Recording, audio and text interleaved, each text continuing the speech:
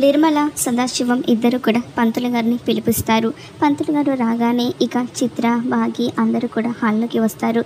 చిత్ర, వినోద్ జాతకాలను పంతులు గారికి ఇచ్చి వీళ్ళిద్దరి తొలి రాత్రికి ముహూర్తం పెట్టాలి పంతులు గారు అని నిర్మల అంటూ ఉంటే అలాగే అని చెప్తూ ఉంటారు. పంతులు గారు చిత్ర, వినోద్ ఇద్దరి జాతకాలు కూడా చూస్తూ వీళ్ళకు తొలి రాత్రికి ముహూర్తం పెట్టడం చాలా కష్టం అనేసరికి చిత్ర, వినోద్, మనోహరి షాక్ అయిపోతూ ఉంటారు.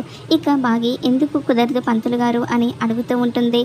ఇక మీ పెద్ద కొడుకు పెద్ద కోడలికి శోభనం కాకుండా వీళ్ళ శోభనం జరగకూడదు, తన ప్రాణానికి ప్రమాదం అని పంతులు గారు తేల్చి చెప్పేసరికి మనోహరి షాక్ అయిపోతూ ఉంటుంది.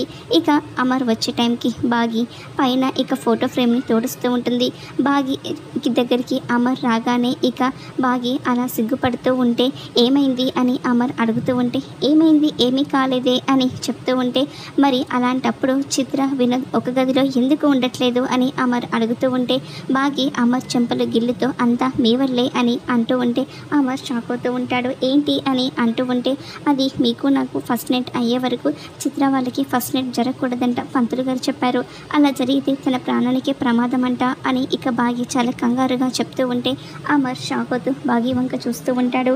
మరి భాగి అమర్ల తొలి రాత్రి జరగబోతుందా, ఏం జరుగుతుందో చూద్దాం.